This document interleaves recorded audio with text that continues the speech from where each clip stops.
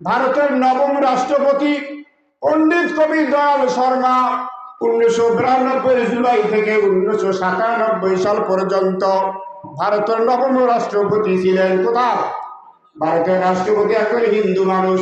উনি কোরআনকে নিয়ে গবেষণা করেছেন, অনেক রিসার্চ করেছেন। এরপরে একটা হিন্দি ভাষায় উনি কবিতা লিখেছেন।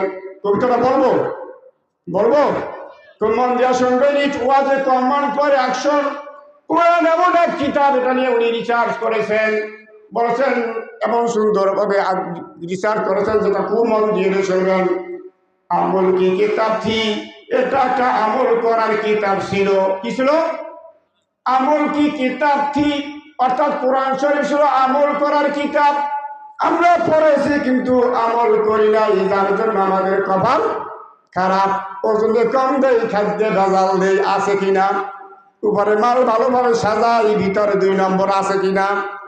কারণ আমল করতে পারি নাই, কারণ কোরআন সম্পর্কে আমাদের কোনো জ্ঞান নাই। পড়লে কা কিতাব বানা দিয়া, তোমরা তো না বুঝে পড়ায় কিতাব বানিয়ে ফেলেছ।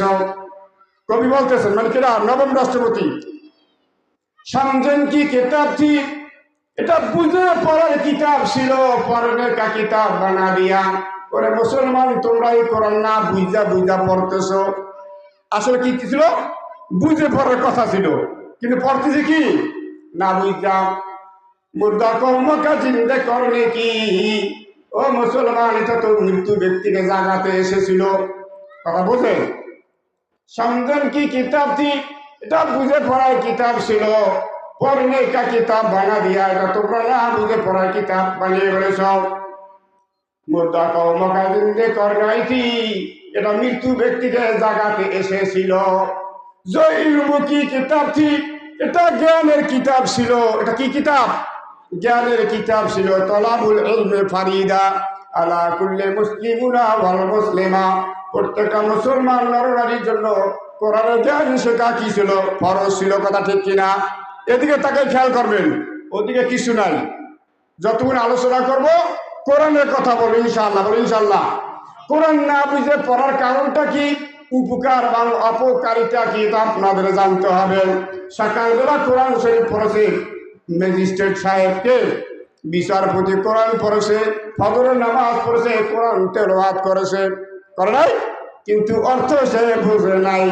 যখন সে আর সে বসল, আদালতের বিচার যখন শুরু হয়ে গেল, উনি কি করলো? উল্টা পাল্টা লাই দিল। ওখানে বলছেন, যে ব্যক্তি আমার কোরআন দিয়ে বিচার ফায়সালা করবে না, ওই ব্যক্তি হইল কাফের, জালেম, মুনাফিক। কি? ومن لم يحكم بما أنزل الله فأولئك هم الكافرون। যে ব্যক্তি আমার কোরআন দিয়ে বিচার ফায়সালা করবে না, সে হলো কাফের। সূরা মায়দার 44, 46 এবং 47 নম্বর 3টি আয়াতে আল্লাহ পর 3বার আয়াত বলেছেন যে কোরআন দিয়ে বিচার করবে না কাফের, যে কোরআন দিয়ে বিচার ফায়সালা করবে না সে জালেম, যে কোরআন দিয়ে বিচার ফায়সালা করবে না সে কি?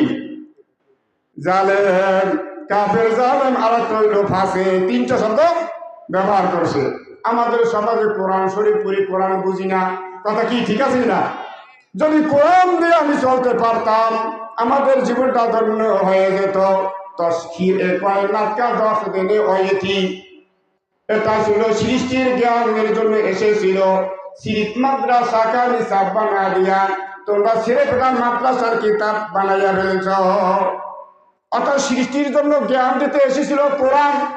তাম পৃথিবী চলবে কোরআন দিয়ে, পরিবার চলবে কোরআন দিয়ে, সমাজ চলবে কোরআন দিয়ে, ইউনিয়ন চলবে কোরআন দিয়ে, পার্লামেন্ট চলবে কোরআন দিয়ে। কোনো জায়গায় কোরআন নাই, আছে কিনা? তাকে সাজাইয়া রাখছি, রেশমি কাপড় দিয়ে পেঁচাইয়া রাখছি। কোরআন বলে আমি বড় অসহায়। কারণ কি? কোরআন নিজের ভাষায় আমার প্রশ্ন করছে, তুমি কেন অসহায়? তোমাকে যদি প্রতিদিন মানুষ ফজরের নামাজ পড়া কোরআন তেলাওয়াত করেন, এরপরে তুমি কেন অসহায়? বলে আমি এত এই কারণে অসহায়, আমাকে দিয়ে তো আমার পরিবার চলে না। আবার কোরআন প্রশ্ন করেছে, তোমাকে দিয়ে তো লক্ষ লক্ষ হাফেজ কোরআন প্রতিদিন মুখস্থ পড়তেছে, এরপরও আমি বড় অসহায়। তোমাকে দিয়া তো তামাম পৃথিবীর ওয়াজ মাহফিল হয়, তারপর কেন ভাই তুমি অসহায়? কোরআন নিজেই আবার জবাব দিয়েছে, এই কারণে যে আমাকে দিয়ে পড়া হয়, মাহফিলে দোয়া দুরূদ হয়, সব হয়, কিন্তু আমাকে দিয়ে তো সমাজ চলে না। চলে না। 50 টাকা দিলেই সালিশি ঘুরিয়া যায়, আছে কি না? এই এই শয়তান সব গ্রামে আছে, সালিশি করে পক্ষপাতিতা আছে না, দাবি করে মুসলমান। এটি মুসলমান নামের কলঙ্ক। ওই যে হাকাম তুম বাইনান নাস আন তাহকুমু বিল আদলে, যখন তুমি বিচার ফয়সালা করবা, ইনসাফের সহিত বিচার ফয়সালা করবা। কথা ঠিক কি না?